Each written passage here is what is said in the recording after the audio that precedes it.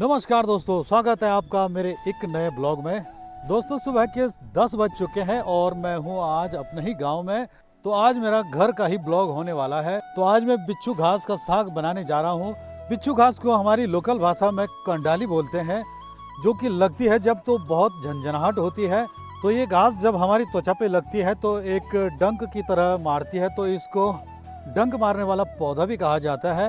ये बिच्छू के जैसे डंक जब लगता है तो झंझनाहट होती है, तो इसलिए इसको बिच्छू घास कहा जाता है। कई देशों में बिच्छू घास की खेती भी की जाती है। इसकी खेती अफ्रीका, यूरोप, एशिया और उत्तरी अमेरिका में की जाती है। चलिए दोस्तों, आप बने रहें मेरे ब्लॉग के साथ। बिच्छू घास के फायदे भी मैं आपको बताऊंगा और इसके नुकसान भी आपको बताऊंगा। तो बिच्छू घास लेने के लिए मुझे काफ़ी दूर आना पड़ा। यहाँ पे मेरी गौशाला है, तो मुझे गौशाला से और नीचे गदेरे में जाना पड़ेगा, वही मेरे को बिच्छू घास मिल सकती है। क्योंकि हमारे घर खेतों में बिच्छू घास हो नहीं रखी है इस बार, क्योंकि बारिश नहीं हुई। तो नीचे गदेरे में शायद मुझे बिच्छू घास मिल सकती है। तो चलिए दोस्तों, नीचे गदेरे में चलते हैं। चलिए दोस्तों, अब मैं पहुंच चुका हूं गदेरे में। तो गदेरे में अब यहाँ बिच्छू घास ढूंढते हैं। तो बिच्छू घास काटने से पहले दराती को तेज करना होता है, क्योंकि उसको इस तरह से काटना होता है, एक लकड़ी लेके। फिर उसको किसी भी चीज़ में, थैले में या कंडी में, टोकरी में, किसी चीज़ में डाल सकते हैं। वैसे मैं थैला लाया हूँ। तो चलिए दोस्तों, पहले दराती को तेज करते हैं। बिच्छू घास निकालने के बाद आपको बताते हैं बिच्छू घास के फायदे और नुकसान। तो इसको तेज करने के लिए हमको कोई पत्थर ढूंढना पड़ेगा जिस पे ये दराती तेज हो सकती है। यहाँ ऐसा कोई पत्थर नहीं दिख रहा है, तो ये है पत्थर। तो इस पत्थर पे हम दराती को घिसेंगे और तेज करेंगे।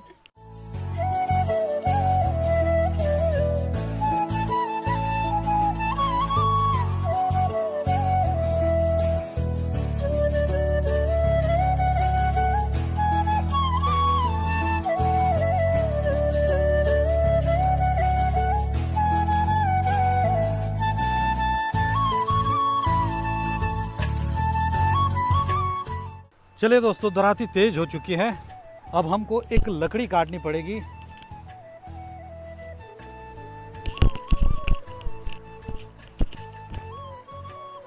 तो लकड़ी वहीं से देखते हैं।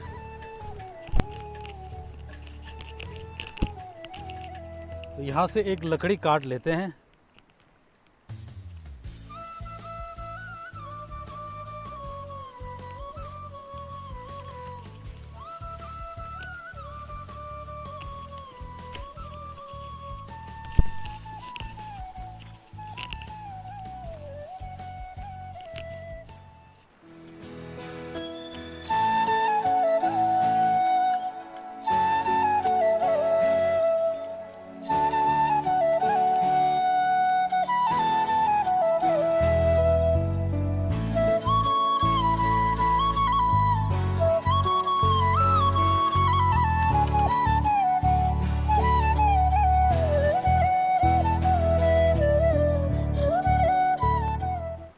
तो इसको दोस्तों यहाँ से फाड़ लेते हैं।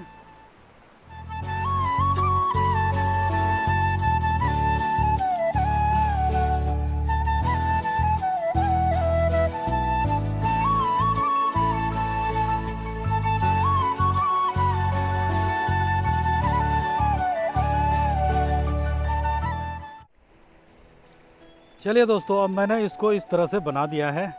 तो अब इसको बिच्छू घास में फंसाएंगे और दराती से काट देंगे।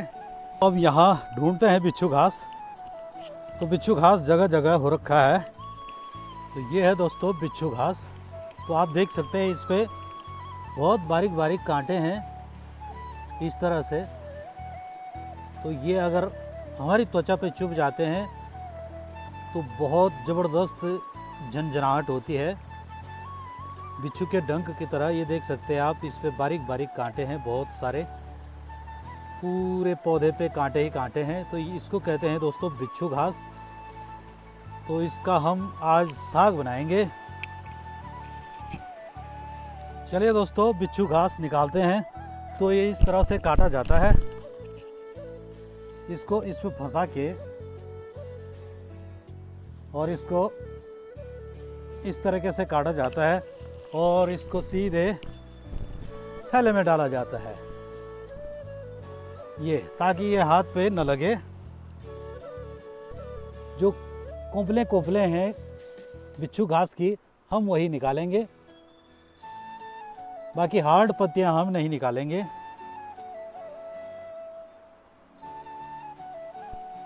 चलिए दोस्तों आगे बढ़ते हैं।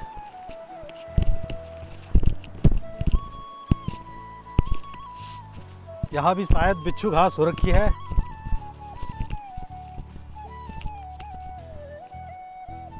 तो यहाँ पे भी है दोस्तों बिच्छू घास, यहाँ पे बहुत अच्छी हो रखी है।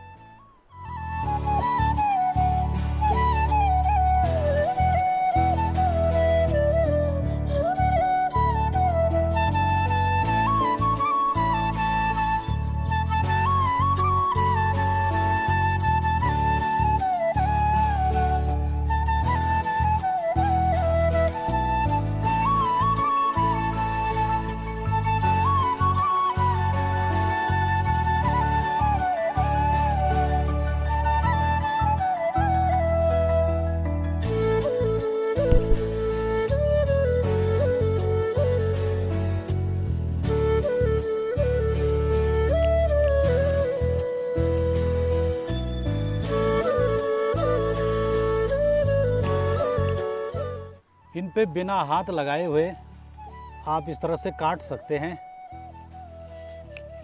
ताकि ये हाथ पे न लगे, हमारी त्वचा पे न लगे, नहीं तो बहुत ज़बरदस्त वाली झंझनाहट होगी।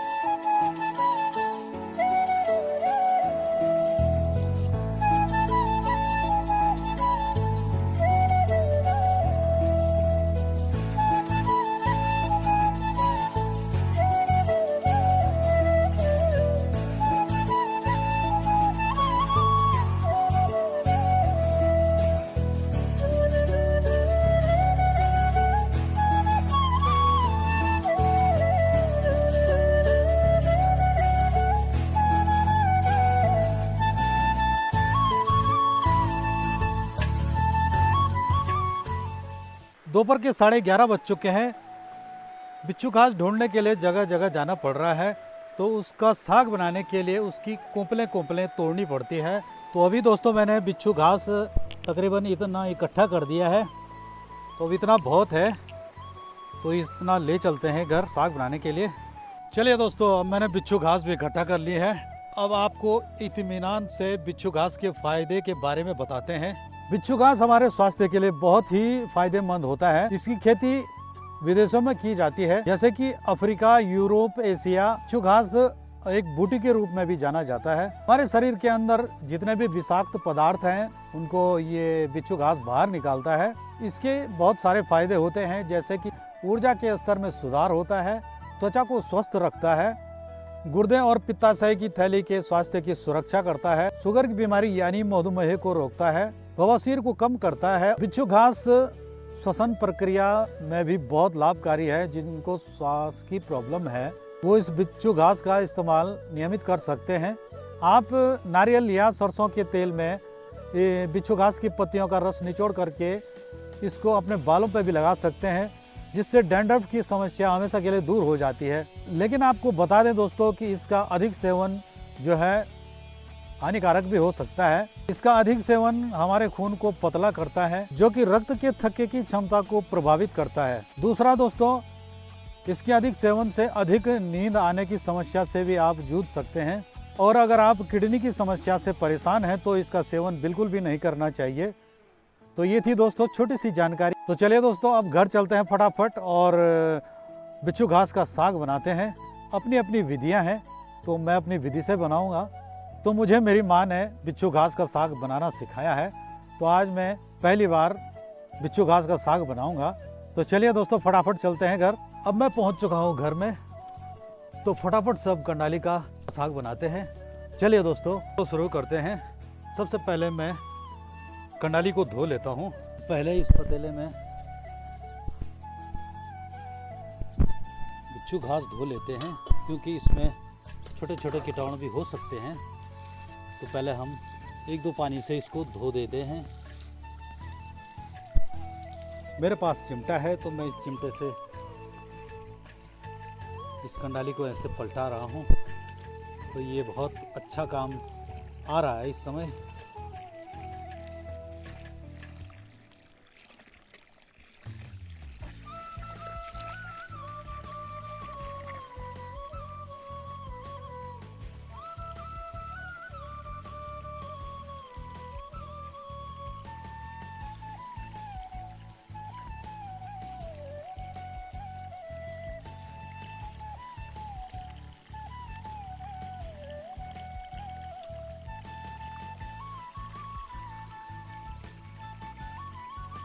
पहले आग जला लेते हैं।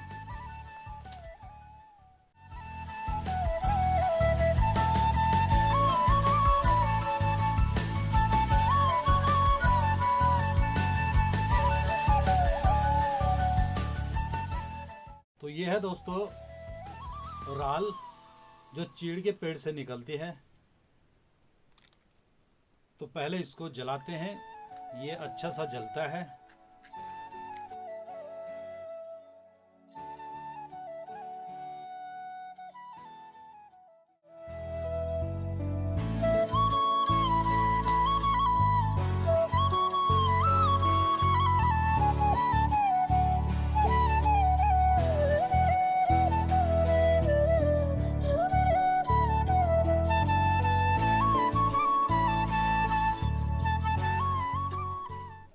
इसमें गर्म करने के लिए पानी डाल देते हैं। बिच्छू घास को हम खौलते हुए पानी में डालेंगे।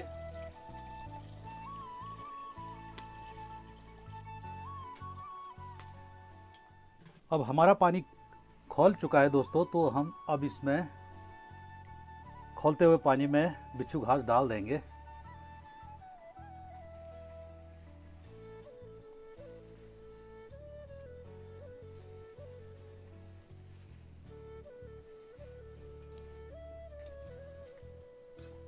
ताकि ये अच्छी तरह से बॉयल हो जाए और इसके कांटे जो हैं वो झड़ जाएं।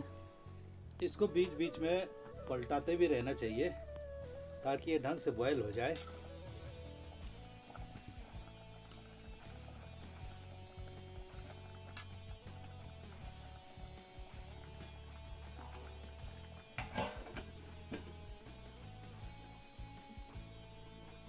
तो ये है पुराने ज़माने का सिलबट्टा। तो ये काफ़ी पुराना है और मैंने रात को ये चावल भिगा दिए थे साग में डालने के लिए। आप चाहे तो इसमें झंगोरा भी डाल सकते हैं, पहाड़ी झंगोरा। मैं इसको पीस के उसमें डालने वाला हूँ। तो पहले इसका मोटा मोटा पेस्ट बनाया जाए। पुराने ज़माने के लोग ओखली में इन चावलों को ही कूटते थे, फिर इनके आरसे बनाए जाते थे, जो कि पुराने ज़माने की फेमस मिठाई थी। तो ये चावल दोस्तों मैंने ढंग से पीस लिए हैं।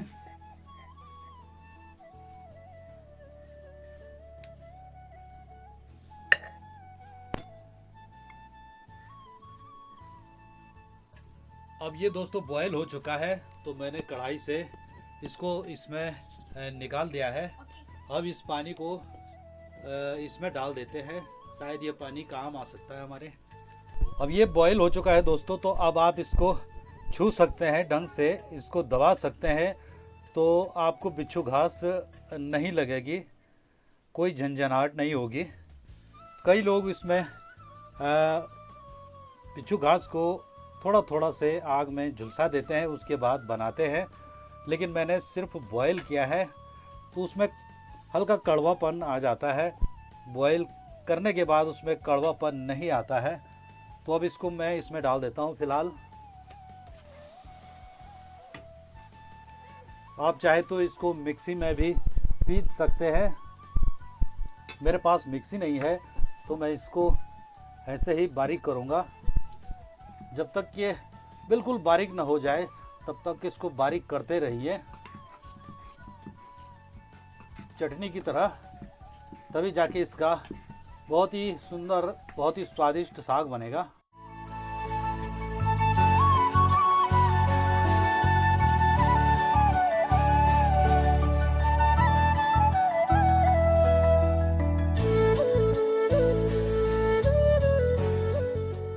तो मैंने ये मिक्सी की तरफ बारीक कर दिया है, पतला कर दिया है, तो अब ये साग बनने के लिए तैयार है। अब इसको दोस्तों हम थाली में डाल देते हैं।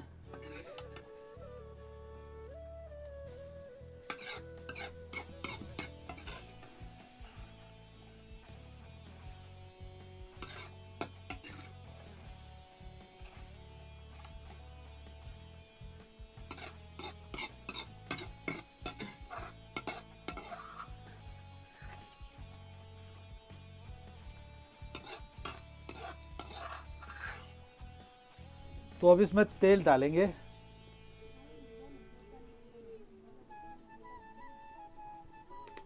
इतना तेल काफ़ी है। तो यहाँ तेल गरम हो रहा है दोस्तों। यहाँ पे मैंने फरण रखा है, लाल मिर्च रखी है, और ये पिसे हुए चावल हैं, हल्दी है और नमक है। लाल मिर्चों को मैं भूनूंगा तो तभी तो साग का मज़ा आता है दोस्तों। और ये फरण है दोस्तों, ये ऊंचे पहाड़ों की जड़ी है, एक प्रकार से घास है, तो इस पे अच्छी खुशबू आती है जो कि साग पे चार चांद लगा देती है। तो यहाँ तेल काफ़ी गर्म हो चुका है, तो हम लाल मिर्च को भून लेते हैं।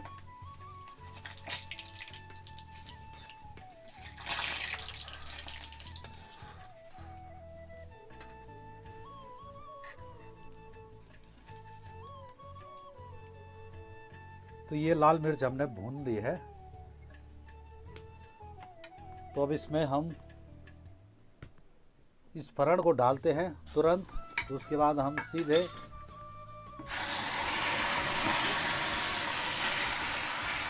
बिच्छू घास डाल देते हैं और इसको मिला लेते हैं ढंग से।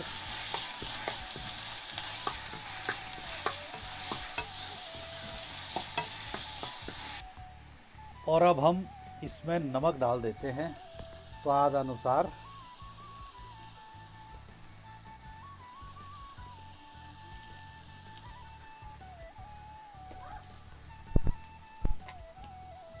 और इसमें थोड़ी सी हल्दी भी डाल देते हैं दोस्तों।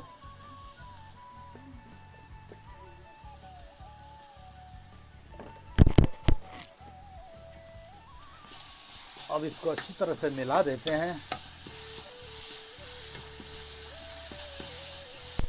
आग ज़्यादा जल चुकी है तो इसको थोड़ा सा कम कर लेते हैं, क्योंकि बिच्छू घास का साग कढ़ाई पे चिपक रहा है नीचे।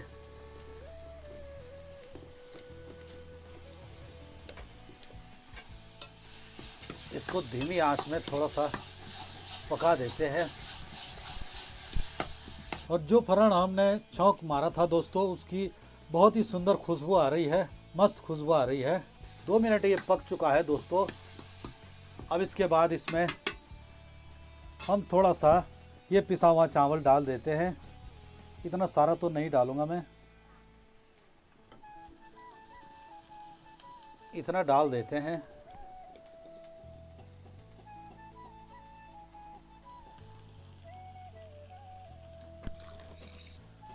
और जो बचा हुआ पानी था दोस्तों, बॉयल करने के दौरान उसको हम अब यूज करेंगे। तो अब हम इसमें डालते हैं इसको। इस चावलों के पेस्ट को डालने से बिच्छू घास का साग दोस्तों बहुत ही मुलायम हो जाता है।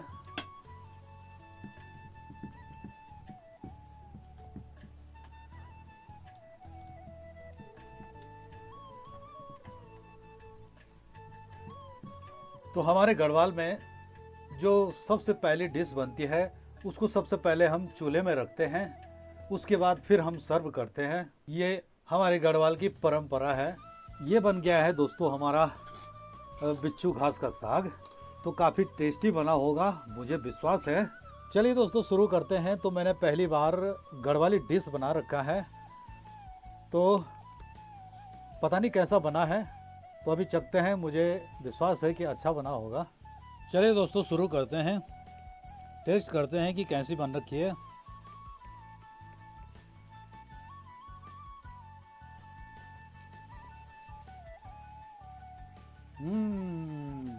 बहुत ही मस्त बन रखी है दोस्तों।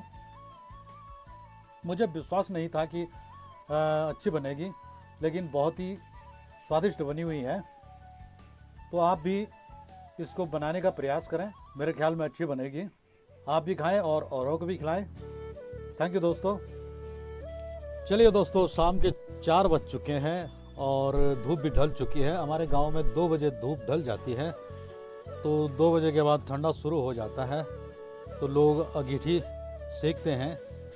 तो मैंने भी शाम की 4 बजे की चाय बना दी अपने लिए, तो मैं भी चाय का आनंद लेता हूँ और आप भी चाय का आनंद लें।